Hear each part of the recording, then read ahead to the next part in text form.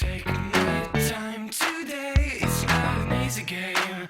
Many seem to be seen if you say so. It's not too easy, baby. Crossing lines, don't let me feel this way. Reaching my eyes, so sorry. Take my time today. Let me find a way to take my time today. Wish I was young enough. Jouni, je l'ai découvert quand je suis allé voir Claudio Cassapa. C'est Claudio dont on a besoin, puisque malheureusement Flo Lalide s'était pété les croisés contre Valence. Et puis je vais voir un match, c'était à l'extérieur, je crois que c'était. Il jouait sur São Paulo, parce que lui il jouait à Vasco de Gama, c'est Rio. Et puis Marcelo il m'en parle, mais comme ça, il me dit tu verras, il y a un très bon tireur de coup franc dans l'équipe de Vasco. Puis sans plus, puis moi je suis venu au match, je l'ai vu bien sûr, mais bon, c'était plus pour un défenseur, même si c'est toujours intéressant de voir plein de matchs et plein de joueurs.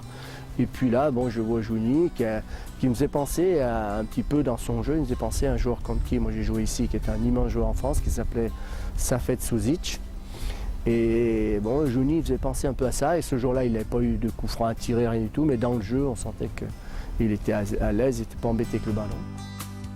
Juninho, na esquerda para o apoio mais uma vez do Felipe.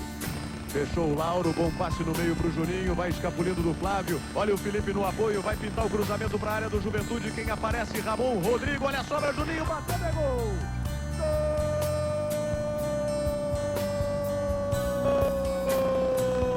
Gol do Vasco! Puis après, il y a eu cette fameuse cassette que l'on m'a envoyée un jour, c'est Marcelo qui m'a envoyé ça, pour me dire que c'était un joueur qui était énorme et qui avait encore progressé, tout ça. Et un jour, j'ai amené la cassette, c'était à la sortie d'un comité de gestion avec le club. Et il y avait le président et tout le monde. Et puis, je crois que c'est Jean-Paul Révillon, des dirigeants de chez nous, qui a dit ben, qu'il nous faudra un tireur de coup franc. Et il a l'air d'être un gars très à l'aise là-dessus.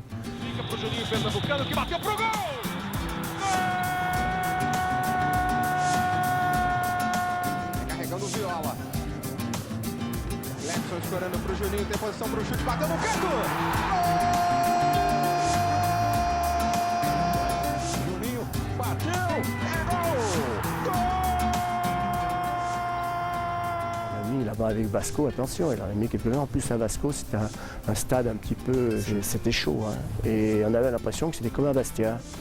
Il frappait devant le but comme ça, il y avait toujours danger. C'était énorme, énorme. Mais atrás a bola batida. Gol! Última alteração e o Vasco vai à luta. Juninho, ele é perigoso, botou na frente, bateu pro gol. Gol! Pelo alto, que bolão do Romário Juninho. Gol! Eles atrapalhando ali. Vai o Juninho para cobrança. Et là, on avait fait un investissement important sur Eric Carrière.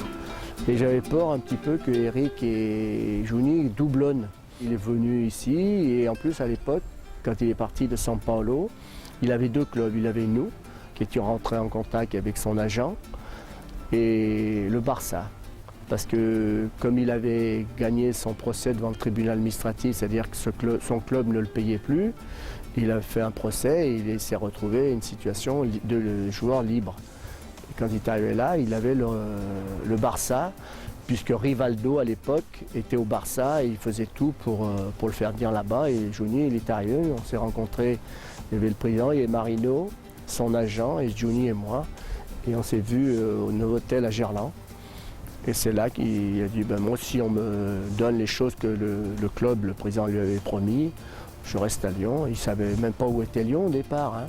Puis il est resté là. Et puis, il a fait vibrer tout ce stade pendant des années avec tout ce qu'il nous a apporté, la qualité, tous ses titres, tout ce qu'il a apporté au club, parce que je pense que ça sera le joueur qui aura marqué l'histoire du club depuis pratiquement la création. Au départ, je me souviens qu'il y a des gens qui étaient sceptiques, comme c'est souvent le cas, hein. D'ailleurs on peut les comprendre, mais bon, même un grand joueur, on n'est pas sûr qu'il réussisse.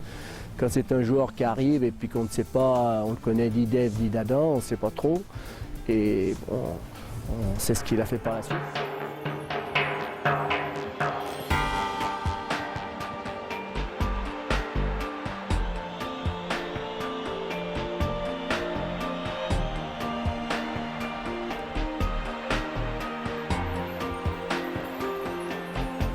Il a tout apporté parce qu'il avait une chose, attention, c'est que c'est un compétiteur, hein, mais un grand compétiteur. Il ne lâchait rien et je pense que l'état d'esprit des Brésiliens que nous avons eu dans la période qui a été celle de Johnny avec Chris Cassapa, Eddie Milson, Elbert, tout cela, Fred, Fabio Santos, tout ça, c'était tous des types qui étaient des compétiteurs parce que déjà, quand vous allez dans les stades chez eux, quand c'est archi-combe, vous allez à Marseille, vous allez à Paris, vous allez à Bordeaux, à Saint-Étienne, avec une ambiance quand même assez difficile pour l'adversaire.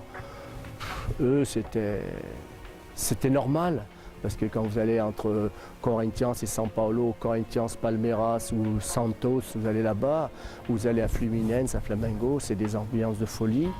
Et eux, quand ils sortent, comme on dit, quand ils sortent du tunnel, là, ils savent. Ils savent que les choses, ça va se passer comme ça, que ça va être l'enfer.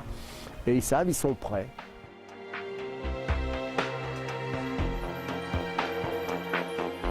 Quand on va chercher ces gens à 10 000 km, est-ce qu'on peut imaginer un jour que eux, étrangers, deviennent presque des Lyonnais, soient acceptés presque comme des Lyonnais par tout ce stade, quand on a vu l'ovation qu'a eu Johnny le dernier jour, et puis que tous ont eu, regardez Sonny, même s'il était en Europe à l'époque, mais ils ont vécu des choses, ils ont partagé des choses avec ces gens dans ce stade, qui resteront gravés dans leur mémoire pour la raison suivante, c'est qu'ils ont vécu ces choses-là, mais pas chez eux, à l'étranger.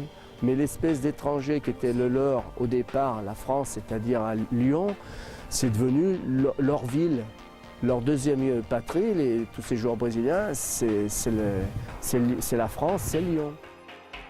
C'est grâce à lui que je suis là. Donc je donne direct à LTV, j'ai promis à Bernard. Voilà. Ah, génial! Ah, magnifique cadeau pour Bernard. Il prend un moment d'émotion. Voilà, ça c'est vraiment très beau.